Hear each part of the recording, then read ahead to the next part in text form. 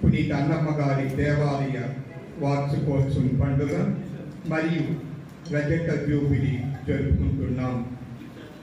దేవాలయం యొక్క రజత జూబిలీ 25 సంవత్సరాల విశ్వాసం, సేవ మరియు సంగీతమును జరుపుకుంటున్నాం. ఈ జూబిలీ పండుగ దేవుని అపారమైన కృప మరియు మన ఆధ్యాత్మిక ప్రయాణాన్ని మార్గనిర్దేశం చేసిన అనేక ఆశీర్వాదాలకు నిదర్శనం. పితా, పుత్ర, పవిత్రాత్మ నామమున ఆమేన్. మన ప్రభు అయిన యేసుక్రీస్తు కృప, తండ్రి దేవుని యొక్క ప్రేమ, పవిత్రాత్మ యొక్క సహవాసం మీ అందరితో ఉండునుగాక. క్రీస్తు ప్రభునందు ప్రేమైన సహోదరి సహోదరులారా, విచారణ గురువులారా, మనవాసులారా, ఆ సహోదర గురువులారా, ఇక్కడ చేరిన మీ అందరికీ కూడా మన యొక్క దేవాలయం అన్నమ్మ మేరట దేవునికి అంకితం చేయబడినటువంటి ఈ ఆలయం యొక్క 25 సంవత్సరాల మరి జూబిలీ, వెండి జూబిలీ వార్షికోత్సవాన్ని ఈనాడు మనం కృతజ్ఞతతో దేవునికి సమర్పించుకుంటున్నాం. అందరికీ కూడా ఎంతో సంతోషం. కాబట్టి మీ అందరికీ కూడా ఆ యొక్క హృదయపూర్వకమైనటువంటి జూబిలీ పండుగ శుభాకాంక్షలు తెలియజేస్తూ ఉన్నారు. విధములైన తప్పిదముల నుండి, పాపముల నుండి దేవుడు మనల్ని క్షమించి యోగ్యులుగా చేయాలని పశ్చాత్తాపంతో ప్రార్థించుకున్నాం. సర్వ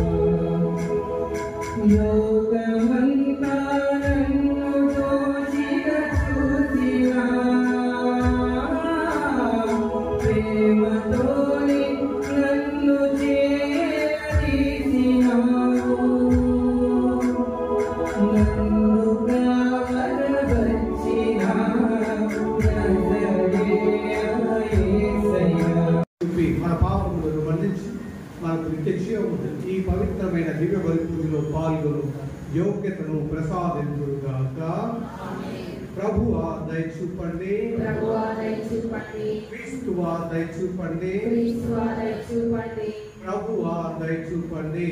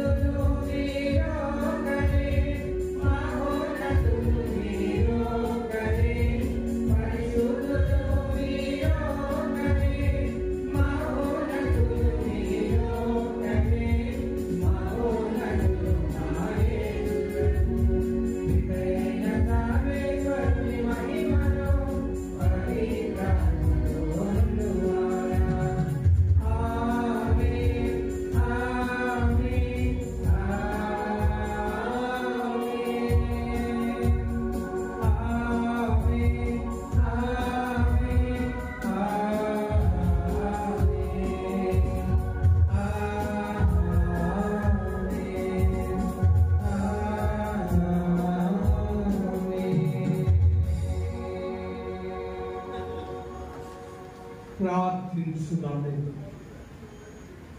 మా పితరుల తండ్రి అయిన ఓ ప్రభువా, తుదీన అన్నమ్మ యావాక్యములపై మీ అనుగ్రహములను కుమ్మరించి మనుష్యావతారుడైన మీ కుమారుడి తల్లికి జన్మనిచ్చి మహాభాగ్యము ప్రసాదించి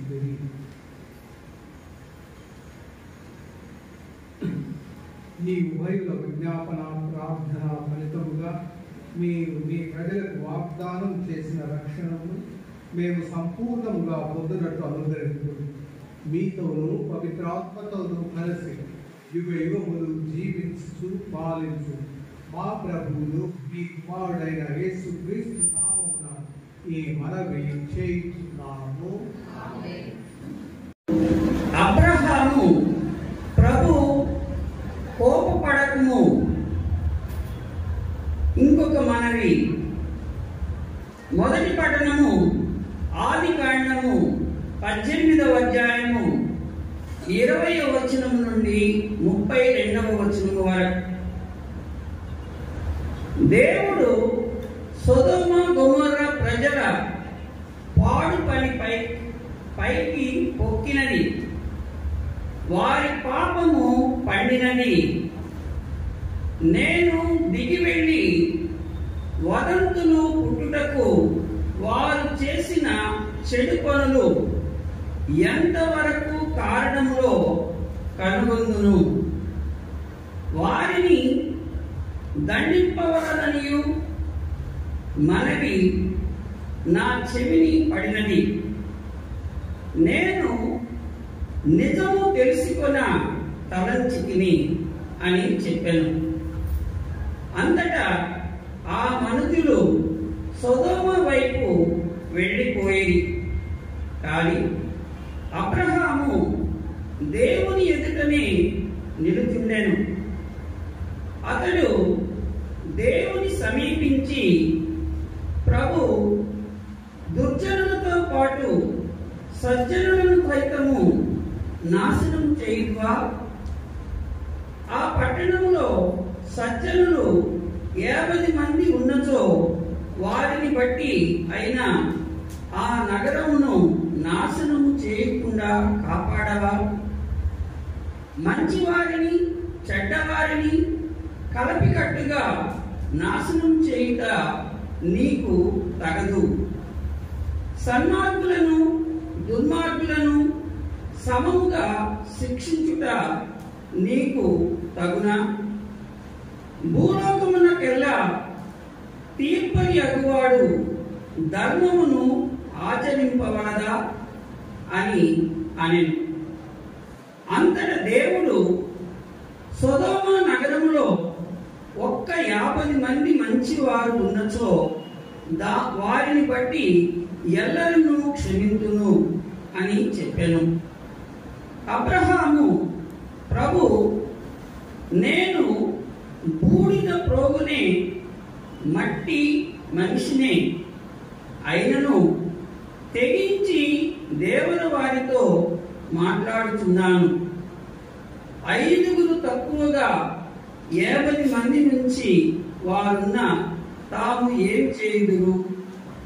5 తక్కువ అగుటచే సమస్త నగరమును వల్లకాడు చేయుదురా అని. 45 ఉన్నచో నేను దానిని నాశనం చేయను అని దేవుడు చెప్పాను. అబ్రహాము తిరిగి, ఒకవేళ 40 మంది మాత్రమే ఉన్నా ఎట్లు అని. 40 మంది విన్నను నేను నాశనం చేయను అని దేవుడు చెప్పాను. అప్పుడు అబ్రహాము, ప్రభు, కోపపడకుము. ఇంకొక మనవి. 30 మంది మాత్రమే ఉండిన అనుకును, అప్పుడు ఏం చేయుదురు అని. 30 మంది ఉన్నను నేనేమి చేయను అని దేవుడు అనెను. అబ్రహాము, ప్రభు, ఇంకను మాట్లాడుటకు సాహసిస్తున్నాను. ఒకవేళ ఆ నగరంలో 20 మంది మాత్రమే ఉన్నచో ఏమి అగును అని అడిగాను. దానికి దేవుడు, 20 మంది ఉన్నను నాశనం చేయను అనెను. తరువాత అబ్రహాము, ప్రభు తాము కోపపడకున్నా ఇంకొక్కసారి మాత్రము మాట్లాడేదను. ఒకవేళ అక్కడ పదుగురు మంచివారు మాత్రమే ఉండురేమో అని ప్రశ్నించను. దానికి దేవుడు, 10 మంచివారున్నను చాలు, దానిని నాశనం చేయను అని చెప్పెను. ఇది ప్రభువు వాక్కు. రెండవ పట్టణము ఎఫెసీయులకు రాసిన లేఖ 6వ అధ్యాయము 1వ వచనం నుంచి 4వ వచనం వరకు. బిడ్డలారా, మీరు మీ తల్లిదండ్రులకు విధేయులై ఉండవలెను, ఇది మీ ధర్మము. నీ తల్లిదండ్రులను గౌరవింపుము, అప్పుడు నీకు క్షేమము కలుగును. నీవు భూమియందు చిరకాలము వర్ధిల్లువు అనున్నది వాగ్దానంతో కూడిన ప్రథమ శాసనము. తండ్రులారా, మీ పిల్లల కోపము రేపక వారిని క్రమశిక్షణలోను ప్రభువు బోధనలోను పెంచుము. ఇది ప్రభువు వాక్కు.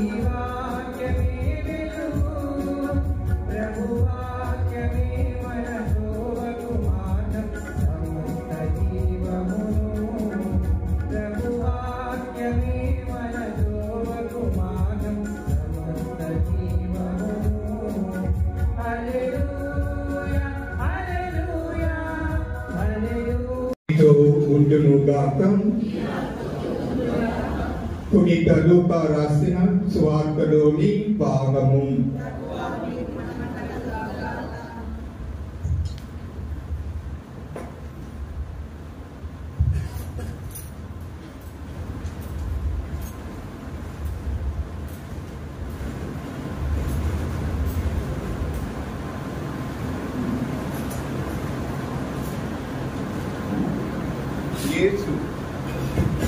యేసు ఒక చోట ప్రార్థన చేయుచుండెను.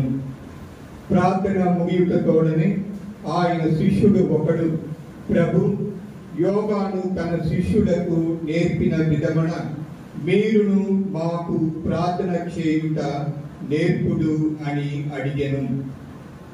అందుకు ఆయన వారితో, మీరిట్లు ప్రార్థింపుడు: తండ్రి, నీ నామము పవిత్రపరపబడును గాక, నీ రాజ్యము వచ్చును గాక, మాకు కావలసిన అనుదిన ఆహారము మాకు ప్రతిరోజు దయచేయము, మా పాపములను క్షమింపుము, ఏలయన మేమును మా రుణస్థులందరూ క్షమించుతున్నాము, మమ్ము శోధనలో చిక్కుకొననీయకుము అని చెప్పెను. యేసు ఇంకను వారితో ఇట్లు పలికెను: మీలో ఒకడు అర్ధరాత్రి వేళ తన మిత్రుని యొద్దకు వెళ్ళి ఇట్లు చెప్పననుకొనుడు: మిత్రమా, నీవు నాకు 3 రొట్టెలు బదులు ఇమ్ము. నా స్నేహితుడు ఒకడు ప్రయాణమై పోవచ్చు, నా ఇంటికి వచ్చి ఉన్నాడు. అతనికి పెట్టుటకు నా యొద్ద ఏమీయును లేదు. అప్పుడు ఆ మిత్రుడు లోపల నుండి, నన్ను తొందర చేయకుము, తలుపులు మూసి ఉన్నవి, పిల్లలు నా యొద్ద పక్క మీద ఉన్నారు, నేను ఇప్పుడు లేచి ఇవ్వజాలను అని సమాధానము ఇచ్చిననుకునుడు. నేను మీకు చెప్పున్నది ఏమనా, అతడు మిత్రుడై ఉండియు లేచి ఏమీ ఇయ్యకపోయినను పదే పదే ప్రాధేయపడి అడిగినందున లేచి అతని అవసరం తీర్చును. అట్లే మీరును అడుగుడు, మీకు అనుగ్రహింపబడును. వెదకుడు, మీకు దొరకును. తట్టుడు, మీకు తెరవబడును. అడిగిన ప్రతి వానికి ఇయ్యబడును. వెదకు వానికి దొరుకును. తట్టు వానికి తెరవబడును అని మీతో చెప్పుచున్నాను. మీలో ఏ తండ్రి అయినా కుమారుడు చేపను అడిగినచో పామును ఇచ్చునా? గ్రుడ్డును అడిగినచో తేలును ఇచ్చునా? మీరు ఎంత చెడ్డవారైనను మీ బిడ్డలకు మంచి వస్తువులను ఇచ్చుట మీకు తెలియనుండదా? పరలోకమందున్న మీ తండ్రి తనను అడుగు వారికి ఇంకా ఎంతగా పవిత్రాత్మను ఇచ్చునో ఊహింపుడు. ఇది క్రీస్తు సువిశేషము.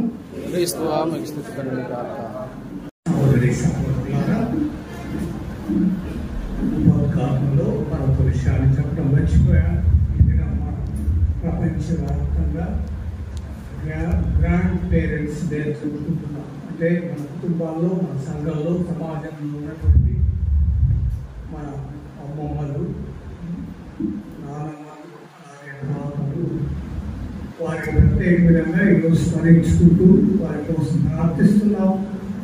వారిని గౌరవించడానికి, వారిని ఆదరించడానికి వారి తీర్మానం చేసుకునడానికి ప్రపంచవ్యాప్తంగా ఈరోజు ఈ యొక్క ప్రత్యేకంగా మన అవ్వలను, తాతలను గుర్తు చేసుకుంటూ ఇక్కడికి ఇప్పుడు కొంతమంది ఉంటారు. మనలో ఆ విధంగా గ్రాండ్ పేరెంట్స్, అమ్మమ్మలు, నాన్నమ్మలు, అలాగే తాతలు ఉంటారు. వాళ్ళందరికీ కూడా మనందరికన్నా ఉదయపూర్వకంగా అభినందనలు, కృతజ్ఞతలు తెలుపుతున్నాం.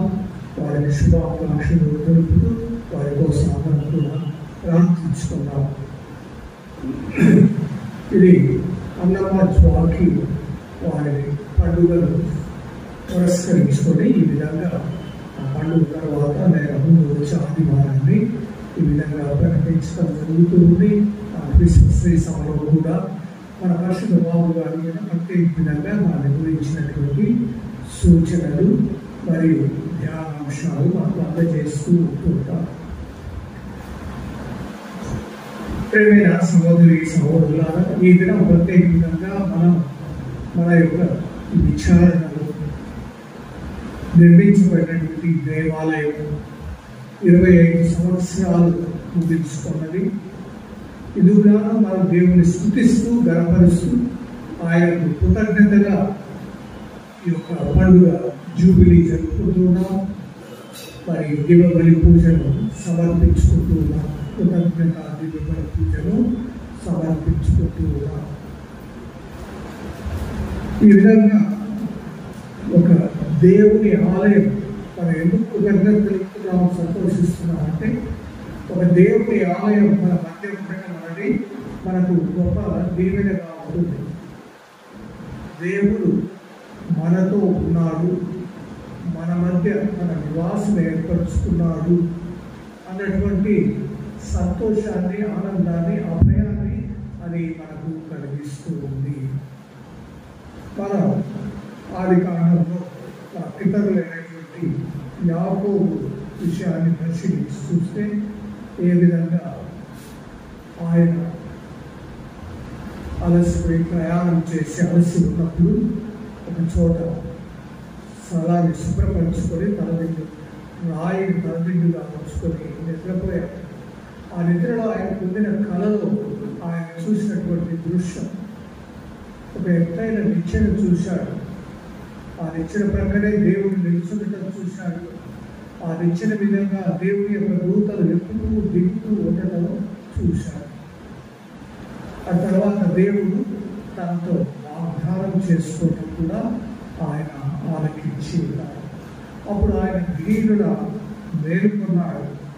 మేలుకొని ఆయన వెంటనే అయ్యో ఇది ఎంత పవిత్రమైన స్థలం, ఇక్కడ దేవుడు ఉండటం నిజం, ఇది నాకు తెలియదు కదా. ఈ ప్రదేశం ఎంత పవిత్రమైనది, ఈ స్థలము దైవ నిలయము, ఇది పరలోక ద్వారము అని చెప్పగలిగాడు.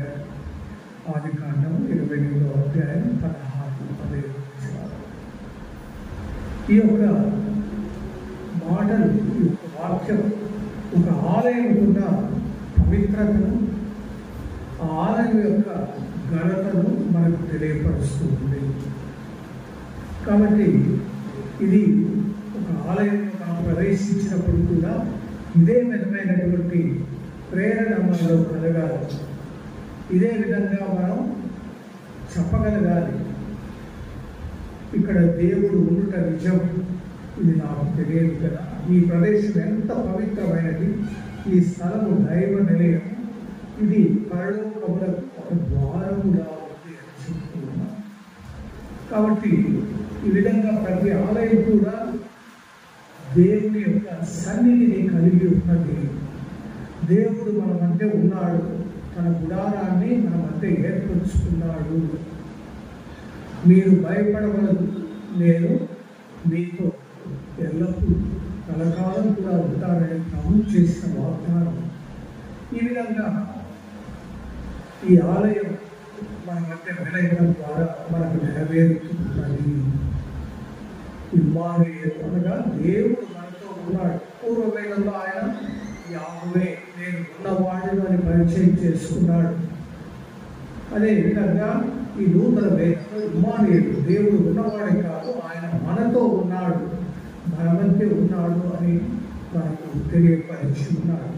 కాబట్టి ప్రతి ఆలయం కూడా మనకు గొప్ప సంతోషాన్ని, ఆనందాన్ని కలిగిస్తుంది. ఆలయాన్ని గురించి ఏ విధంగా అయితే సొలొమోను రాజుకు యావే ప్రభు వాగ్దానం చేశాడు. 2వ రాజుల దినచర్య గ్రంథం 7వ అధ్యాయంలో మనం గమనించి చూసినట్లయితే, నేను మీ ప్రార్థనను ఆలకించితిని, ఈ ప్రదేశమున అంటే ఈ ఆలయంలో మీరు నాకు అర్పించు బలులను నేను అంగీకరించితిని, మీరు ఈ దేవాలయం అర్పించు ప్రార్థనలను ఎల్లప్పుడూ ఆధారంతో నేను ఆలించెదను. నా నామము ఈ మందిరమున నిత్యము ఉండునట్లుగా దీనిని ఎన్నుకొని నేను పవిత్రపరిచితిని. నా కను దృష్టియు నా మనస్సును ఎల్లవేళలా దీనిపై ఉండును. 25 సంవత్సరాల క్రితం మన ఈ ఆలయాన్ని ప్రతిష్ఠించుకున్నాం. మన పూర్వపీఠాధిపతి ప్రేమ పూజోట చిన్న బాలస్వామి తండ్రి గారు స్వహస్తాలతో ఈ ఆలయాన్ని ప్రతిష్ఠించారు, దీవించి ఉన్నారు. ఆ విధంగా దేవుడికి ప్రతిష్ఠించబడినటువంటి ఆలయం ఇదేదో ఒక భవనం కాదు, అన్ని భవనాలు లాంటి భవనం కాదు. ఎందుకంటే గత భవనాలు ఉండొచ్చు, కానీ ఇది దేవుడికై ప్రతిష్ఠించబడిన ఆలయం. ఆయన ఆలయము పవిత్రమైనది. ఇక్కడ చేరి మనం ప్రార్థించినప్పుడు దేవుడు మన ప్రార్థనను ఆలకిస్తూ ఉన్నాడు, మన అర్పణలను స్వీకరిస్తూ ఉన్నాడు. అదేవిధంగా తన యొక్క దీవెనలను మనపై పంపుతూ ఉన్నాడు, తన యొక్క వరాలను మనకు ప్రసాదిస్తున్నాడు అనే విషయాన్ని మనం తెలుసుకోవాలి. కాబట్టి ఈ విధంగా ఈ ఆలయం మనకు ఎంతో సంతోషాన్ని, ఆనందాన్ని కలిగిస్తుంది. మీరు భయపడవలదు, లోకాంతం వరకు సర్వదా నేను మీతో ఉండును అని ప్రభు అభయించారు. మత్తయి సువార్త 28వ అధ్యాయంలో మనం చూస్తున్నాం. బైబిల్ పండితుల ప్రకారం ప్రత్యక్షంగా పరోక్షంగా 365 సార్లు పరిశుద్ధ గ్రంథంలో ఈ అభయాన్ని దేవుడు ఇస్తూ ఉన్నాడు. అంటే దేవుడు ఈ ఆలయం మన మధ్య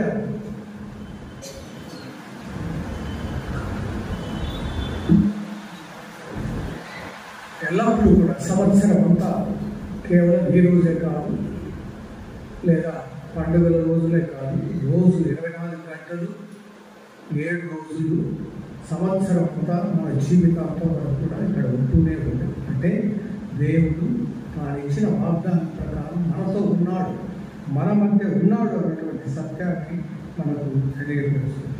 అదేవిధంగా యెషయా గ్రంథంలోనే ప్రభు 41వ అధ్యాయం 10వ వచనంలో చేసిన వాగ్దానం కూడా, దానికి కూడా ఈ ఆలయం సాదృశ్యంగా ఉంది.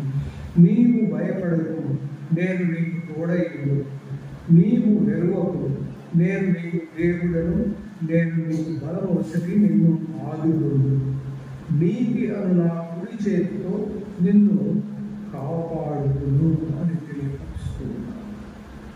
కాబట్టి ఈ ఆలయంలో చేరి మన భక్తితో విశ్వాసం ప్రార్థించినప్పుడు ఒక సంఘంగా చేరి వ్యక్తిగతంగా కుటుంబంగా వచ్చి సమేతంగా సంఘంగా దేవుని ఆరాధించి స్తుతించి ప్రార్థించినప్పుడు ఆయన మనకు అభయం ఇస్తూ ఉన్నాడు, మనతో ఉంటున్నాడు అన్న విషయాన్ని మనం గ్రహించుకోవాలి ప్రియమైన సహోదరి సహోదరులు. అదేవిధంగా ఎజెకియలు గ్రంథం 47వ అధ్యాయంలో మనం చూసుకున్నాం. ఏ విధంగా ప్రవక్త దేవుని దూత చేత ఆలయం దగ్గర తీసుకువెళ్ళారు.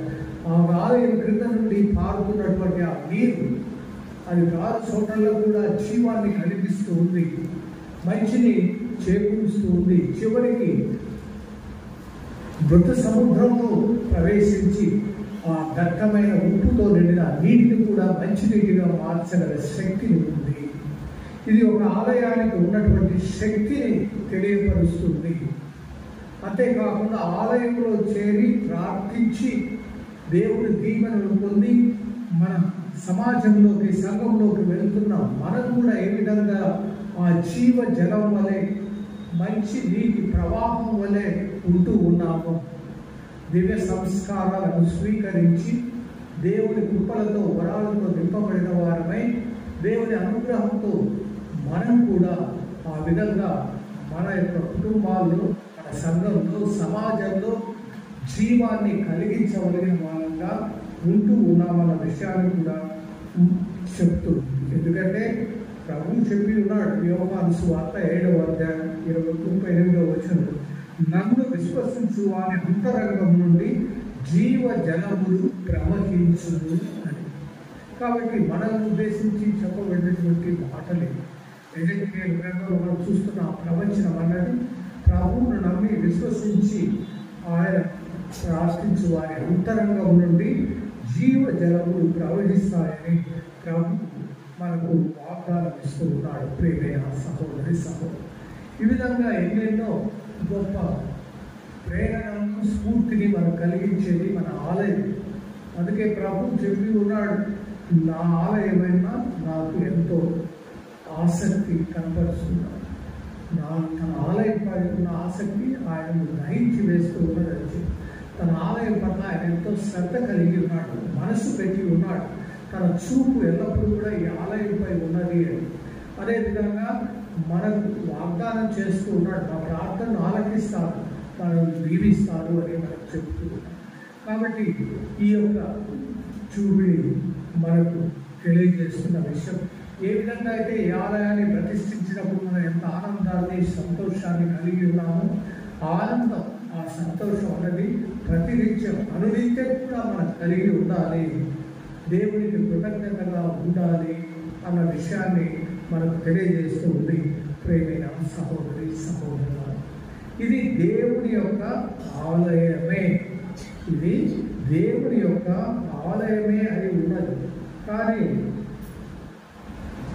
ఏ విధంగా అయితే ప్రతి ఒక్కరు కూడా దేవుని ఆలయం.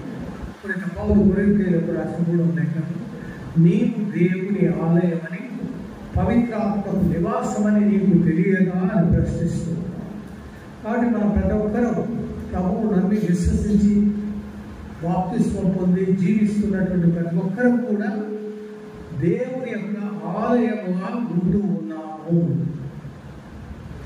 అయినా మన మీద కూడా ఒక పేరు ఉంది, సెక్రటరీ అని, జార్జ్ అని, మాథ్యూ అని, ఇట్లా. నీ పేరు పాపా సభ్యత పేరు దేవుని ఆలయమే, కానీ మనం పేరు పెట్టుకుంటున్నాం. పునీతుల పేరు కావచ్చు, పరిశుద్ధ గ్రంథంలో పేరు విధంగా. అదేవిధంగా ఇది దేవుని ఆలయమే. మన పాడు పాడుతూ ప్రారంభము పరిశుద్ధ అన్నమ్మ గారి ఆలయము అన్నారు. పరిశుద్ధ అన్నమ్మ గారి పేరుతో దేవునికి అంకితం చేయబడిన దైవాలయము, అది కరెక్ట్, పర్వాలేదు కదా. కానీ దాని భావం అది, ఇది దేవుని ఆలయమే, నాకు ఎలాంటి సందేహం లేదు. కానీ దానికి మనం పేరు ఇచ్చుకున్నాం. ఏ విధంగా మనకు ఒక్కొక్కరు ఒక పేరు తీసుకున్నాం. అన్నమ్మ గారి పేరిట దీనిని దేవుని వారి గౌరవార్థంగా దేవునికి అంకితం చేయబడినటువంటి దైవాలయము అయి ఉన్నది. ఎందుకని మనం ఈ విధంగా పునీతులను గౌరవిస్తూ ఉంటాము? మనం ఆరాధించేది, నమ్మేది, విశ్వసించేది, అనుసరించేది ప్రభువును మాత్రమే. అందులో ఎలాంటి సందేహం లేదు. ఇతరులు మనలో లేని ఉద్దేశాలను మనకు ఆపాదిస్తూ ఉంటారు. అది సరైనది కాదు.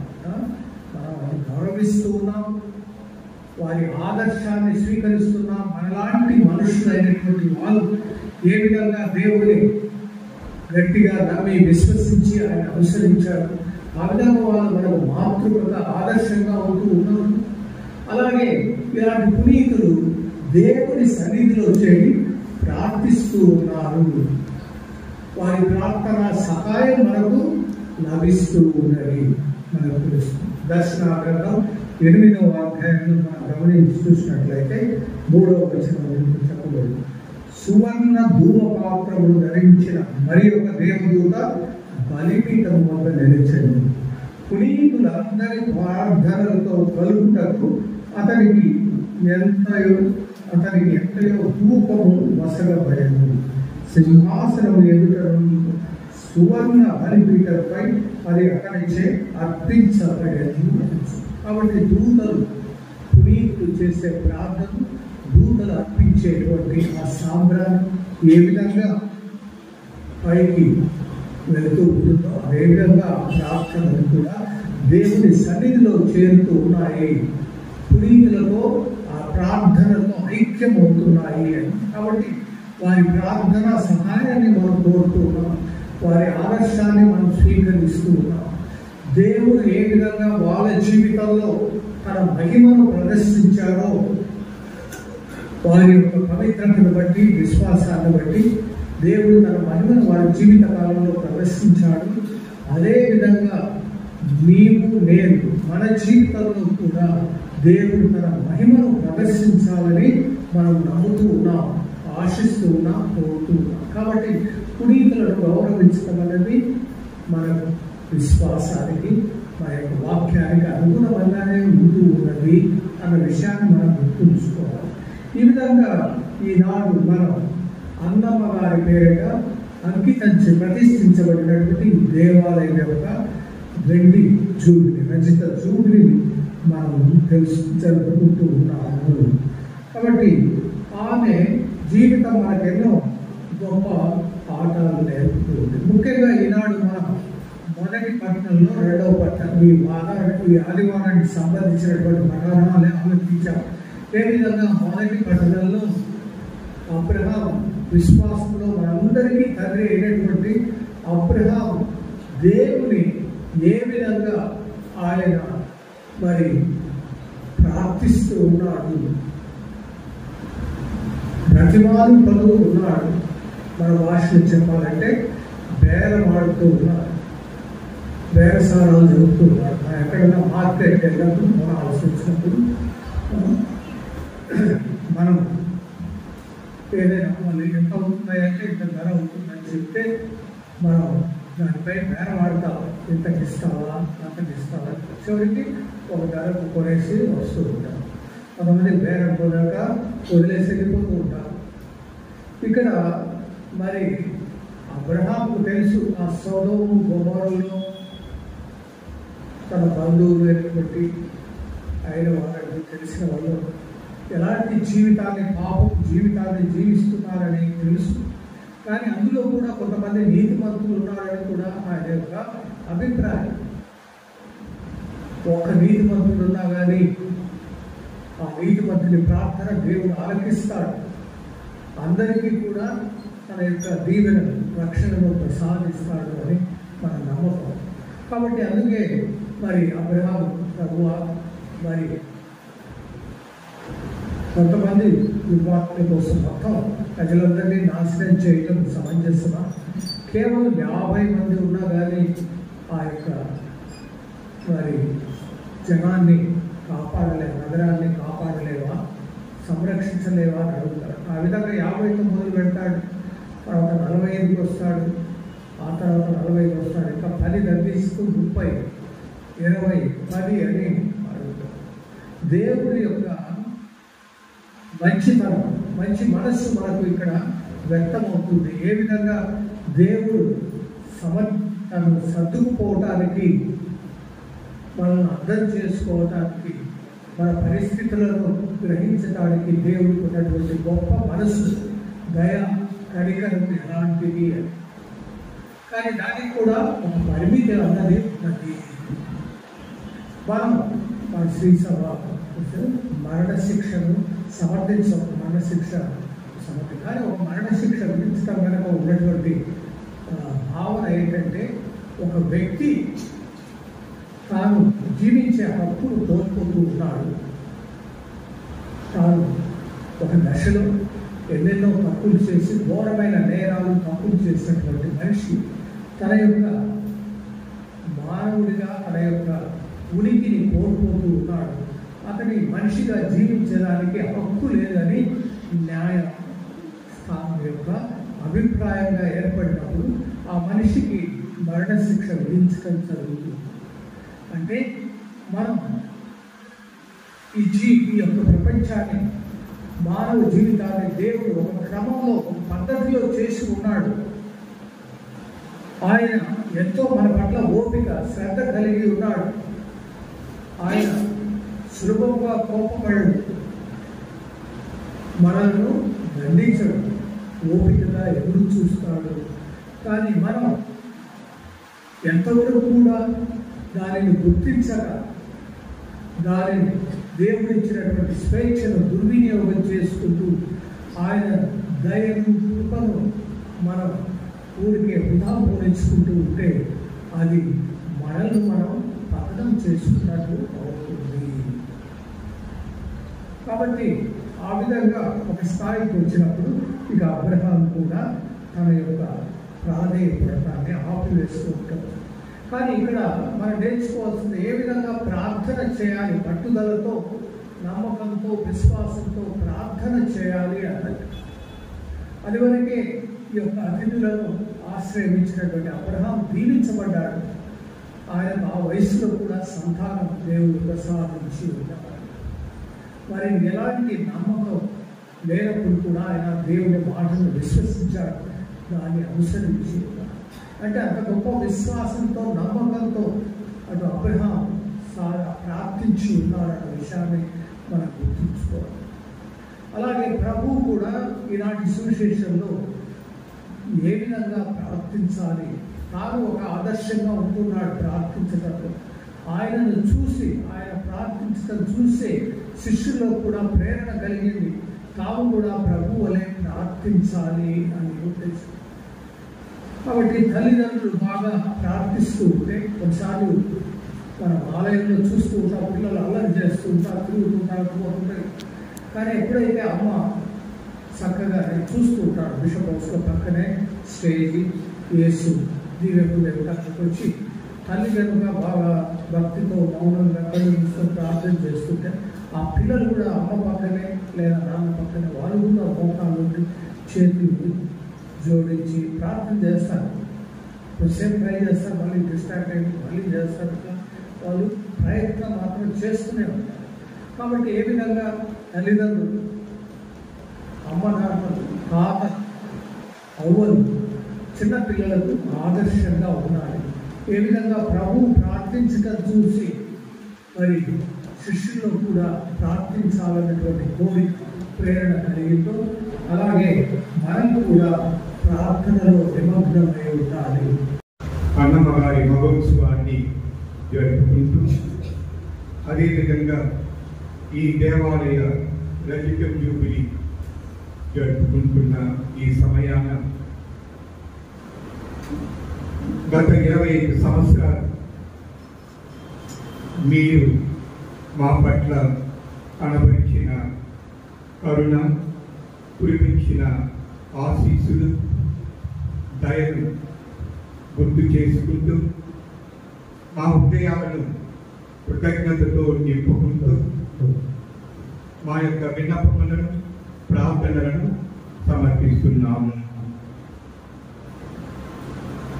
మా శ్రీ సభ పాలిస్తున్న పోప్ లియో జగద్గురువు మా ప్రకాశం మరియు అంటోన్ దాస్ గారు పీఠాధిపతులను, గురువులను, మఠవాసులను ఉపదేశులను సంపూర్ణంగా దీవించి శ్రీసభ ముందుకు నడిపించడానికి కావలసిన అనుగ్రహాలను దయచేయమని ప్రభుని ప్రార్థించున్నాం. అందరూ ఓ ప్రభువా మా ప్రార్థన ఆలకించండి. ఈ దేవాలయము దైవ ప్రేమ మరియు సత్యానికి మార్గదర్శకంగా నిలవాలని ప్రభుని ప్రార్థించును. అందరూ ఓ ప్రభువా మా ప్రార్థన ఆలకించండి. మా విచారణలో ఉన్న ప్రతి సభ్యుడు మీ ప్రేమను గ్రహించాలి. సేవ, ఐక్యత మరియు ధర్మబుద్ధితో ముందుకు సాగాలని, మరిన్ని సంవత్సరాలు దేవుని కృపలో నడుస్తూ ఆధ్యాత్మిక పునరుజ్జీవం పొందాలని ప్రభువుని ప్రార్థించును. అందరూ ఓ ప్రభువా మా ప్రార్థన ఆలకించండి. ఈ రచిత జూబ్లీ కేవలం గతాన్ని గుర్తు చేసుకోవడం కాదు, భవిష్యత్తులో మరింత నిబద్ధతతో ముందుకు సాగేందుకు ఒక క్రొత్త ఆరంభం కావాలని ప్రభువుని ప్రార్థించును. అందరూ ఓ ప్రభువా మా ప్రార్థన ఆలకించండి. ప్రపంచంలో శాంతి నెలకొనాలని, నాయకులు ప్రజలు జ్ఞానంతో మరియు దయతో పరిపాలించాలని ప్రభువుని ప్రార్థించున్నాం. అందరూ ఓ ప్రభువా మా ప్రార్థన ఆలకించండి. మా కుటుంబాలు ప్రేమ మరియు విశ్వాసంతో బలపడాలని, మరి ముఖ్యంగా ఈ పండుగ శుభ సందర్భంలో మా అమ్మమ్మ, నాయనమ్మ, తాతయ్యలను స్మరించుకుంటున్నాం. వారు జీవించి ఉన్నా మరణించి ఉన్నా మేము వారి కొరకు ప్రార్థన చేయించున్నాము. జీవించి ఉన్న వారిని మంచి ఆయురారోగ్యంతో జీవించండి. మరణించిన వారికి నిత్య విశ్రాంతి దయచేయమని ప్రభువుని ప్రార్థిస్తున్నాం. అందరూ ఓ ప్రభువా మా ప్రార్థన ఆలకించండి.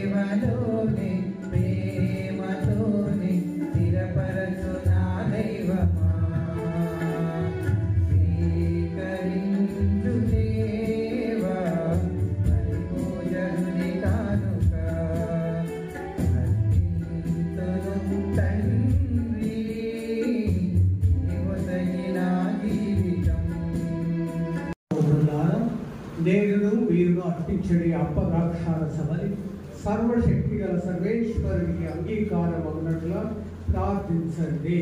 ప్రభు తన నామస్తుతి మహిమల కొరకను, తన ప్రయోజనము కొరకను, తన పవిత్ర శ్రీ సభ ప్రయోజనము కొరకను మీ కర్మల ద్వారా ఈ బలిని స్వీకరించరుగాక. ఓ ప్రభువా, నీ గౌరవార్థం నేను అర్పించు కానుకను దయతో స్వీకరించు. అబ్రహామునకును అతని సంతతి వారికి మీరు వాగ్దానం చేసిన ఆశీస్సులను మేము కూడా భాగస్థులమవునట్లు దీవించు. మా ప్రభు అయిన క్రీస్తు ద్వారా ఈ మనవి చేయించున్నాము.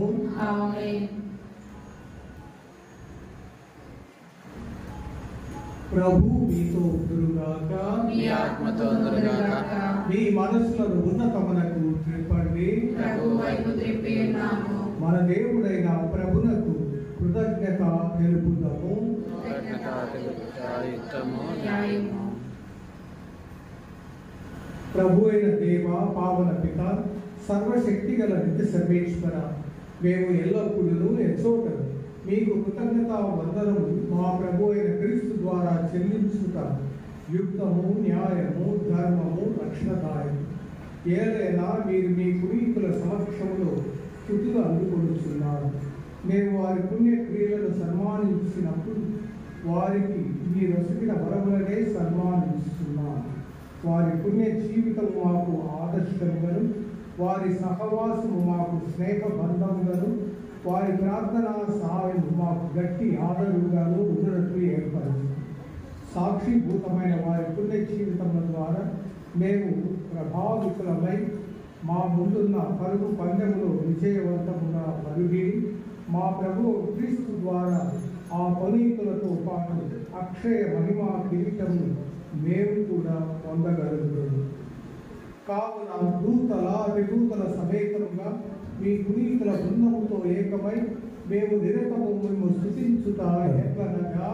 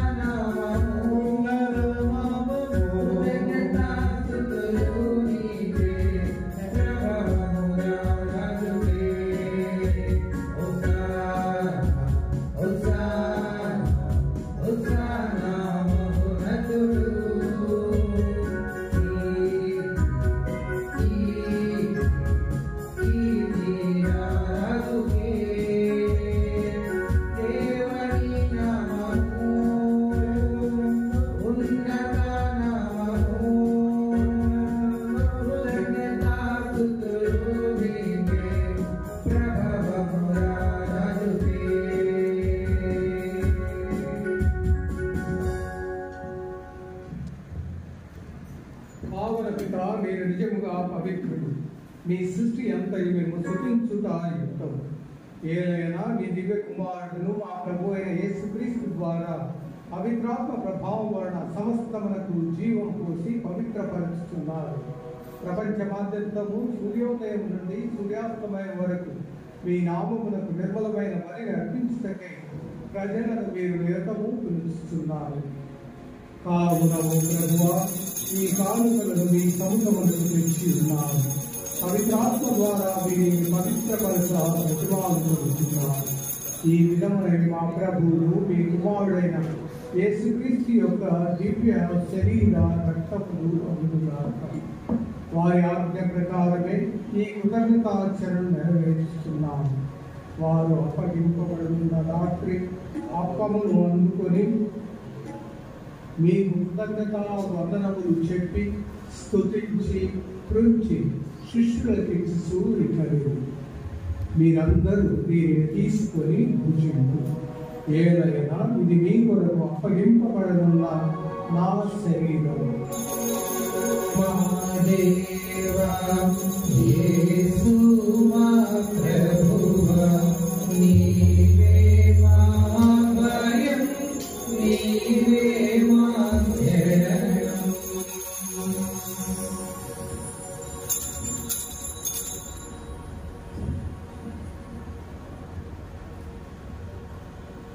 ఆ విధముననే భోజనానంతరం పాత్రమును అందుకొని మరలా మీకు కృతజ్ఞత వందనములు తెలిపి స్తుతించి శిష్యులకిస్తూ ఇట్లలేదు, మీరందరూ దీనిని తీసుకొని దీని నుండి పానము చేయండి.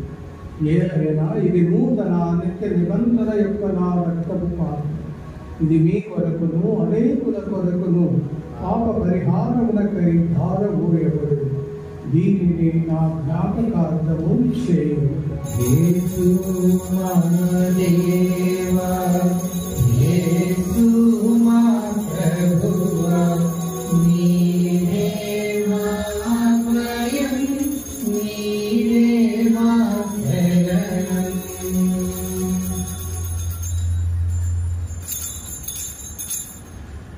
ఇది మన విశ్వాస పరమ రహస్యము. మా కోసం జన్మించి, మా కోసం మరణించి, మా కోసం జీవంతో లేచిన ప్రభువా, మా కోసం జన్మించి, మా కోసం మరణించి, మా కోసం జీవంతో లేచిన ప్రభువా, నీకే ఆరాధన,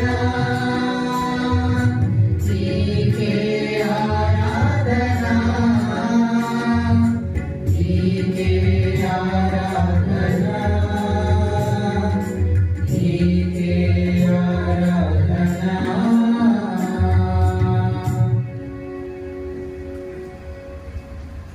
కనుక తండ్రి, మీ దివ్య కుమారుడు రక్షణాయకముకు శ్రమలను, అద్భుతమైన ఉత్థానమును, మోక్షారోహణమును స్మరిస్తూ వారు మరలా వేంచేతులని ఎదురు చూచి మేము ఈ పవిత్ర జీవన భరణి కృతజ్ఞతతో మీకు అర్పిస్తూ ఉన్నాం. మీ పవిత్ర శ్రీ సభ యొక్క కాలువను ప్రీతితో వీక్షింప బ్రతిమాలుచున్నాం. తమ మరణం ద్వారా మమ్ము మీతో సఖ్యపరిచిన మీ కుమారుని బలిని స్వీకరిస్తూ మేము వారి శరీర రక్తములతో పోషింపబడి పవిత్రాత్మతో నింపబడి వారి యందు ఏక శరీరం ఏక మనస్సు కలిగి ఉన్నట్లుగా దయచూపు.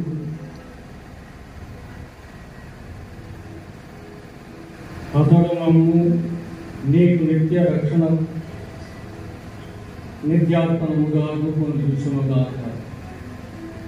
నీవు ఎన్నుకునే పుణ్యాత్మలతోనూ ముఖ్యంగా పవిత్ర కన్యయు దేవమాత అయిన మరియమాతతోనూ ధన్యులైన నీ అపోస్తలులతోనూ వేద సాక్షులతోనూ పునీతులైన అన్నమ్మ యోగ్యములతోనూ సకల పునీతులతో పాటు మమ్మను మోక్ష భాగ్యములకు వారసులను చేయము. ఏలైనా వీరి విజ్ఞాపన ప్రార్థనల నిరవధిక సహాయముపై మేము ఆధారపడి ఉన్నాము.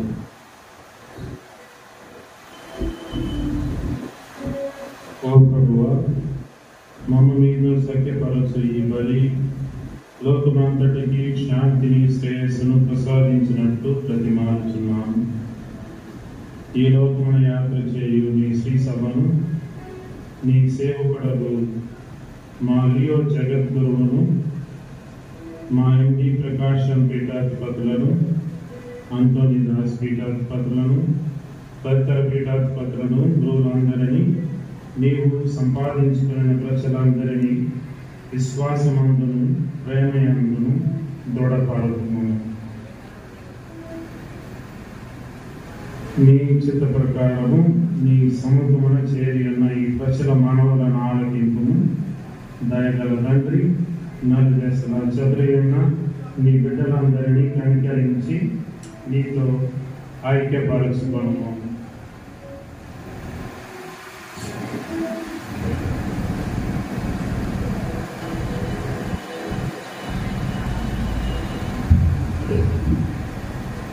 చనిపోయిన మా సహోదరి సహోదరులను మీ ప్రేమ యందు ఈ లోకమున వీడిన వారందరినీ దయతో మీ రాజ్యములో చేర్చుకునము. మేము అతడు చేరి మీ మహిమను వీక్షించు నిత్యానందమును పొందదము గాక. మా ప్రభు అయిన క్రీస్తు ద్వారా మనవి చేయుచున్నాము. వారి ద్వారా మీరు సకల మేలులను లోకమునకు దయచేయుచున్నాము.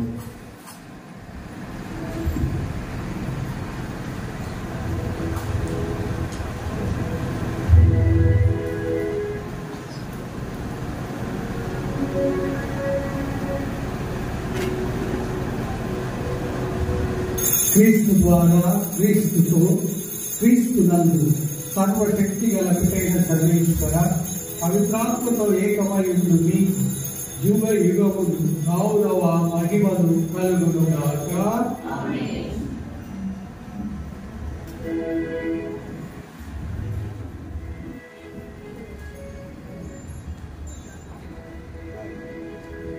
మన ఆలోచిస్తూ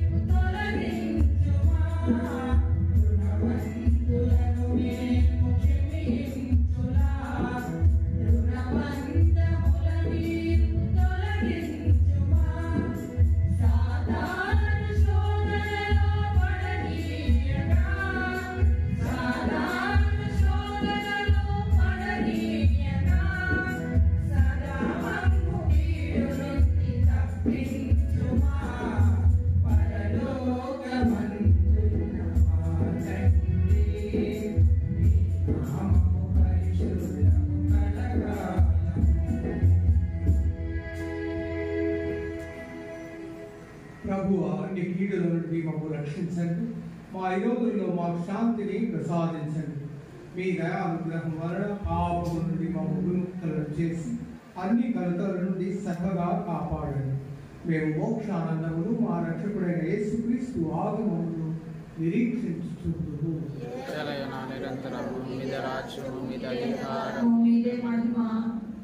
శాంతిని మీకు అనుగ్రహిస్తున్నాను, నా శాంతిని మీకు ఇచ్చుచున్నాను అని మీ అపోస్తులతో వచించిన ప్రభు అయిన యేసు మా పాపములను లెక్కింపక మీ శ్రీ సభ యొక్క విశ్వాసమును వీక్షించి మీ చిత్త ప్రకారం మీ సభను శాంతిని ఐక్యతను అనుగ్రహించు. యుగ యుగములు జీవించు పరిపాలించు ప్రభువా. ప్రభు యొక్క శాంతి, సమాధానము, ఆయన ఆరోగ్యం ఎల్లప్పుడూ మీ అందరితో ఉండునుగాక. ప్రభు నందు ఒకరికొకరు సమాధానం తెలుపుకుందాం.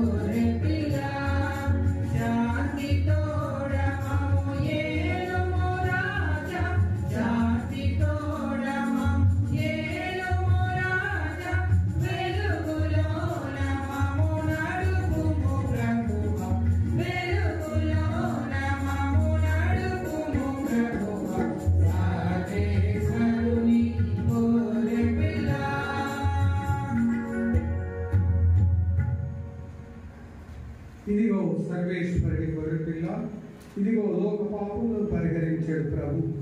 గొర్రెపిల్ల విందుకు పిలువబడిన వారు ధన్యులు.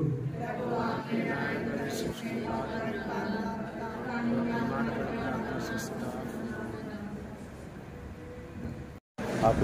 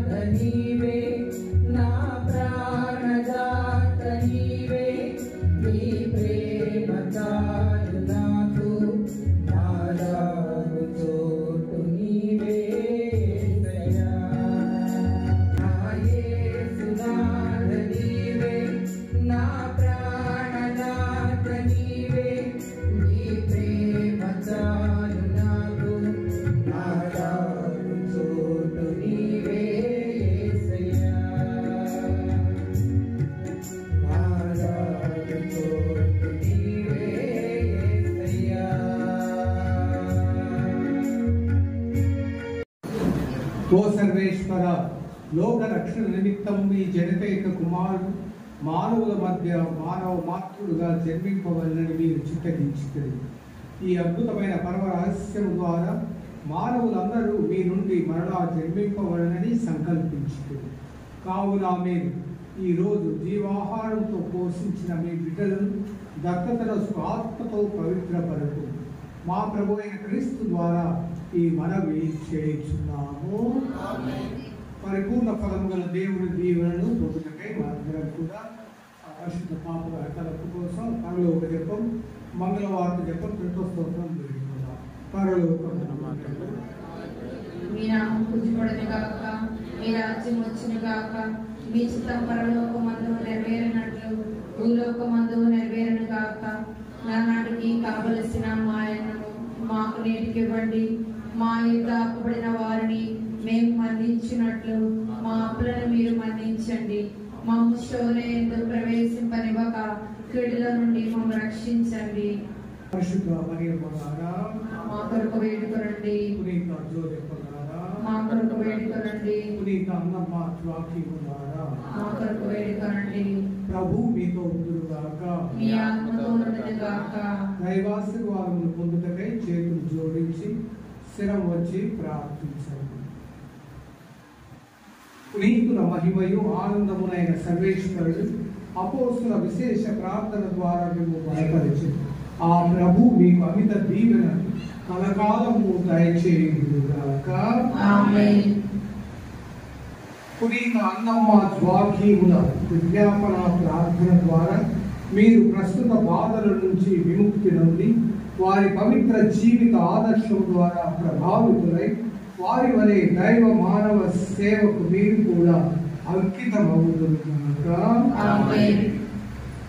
పునీత అన్నమ్మ జ్వాకీములు ప్రశాంతమైన మనస్సులతో మోక్షంలో ప్రవేశించినని పరిశుద్ధ శ్రీ సభ విధానము పొందుతున్నారు. ఆ విధముగానే మీరు కూడా పునీతుల సహకారముతో ప్రభుని రాజ్యములో భాగస్థులవుదురుగాక. సర్వశక్తి గల సర్వేశ్వరుడు పిత పుత్ర పవిత్రాత్మ మేము సదా దీవించి సంరక్షించి కాచి కాపాడుదురుగాక. సమాధానంతో క్రీస్తు ప్రేమలో సేవలో జీవించండి. సర్వేశ్వరునికి వందనములు.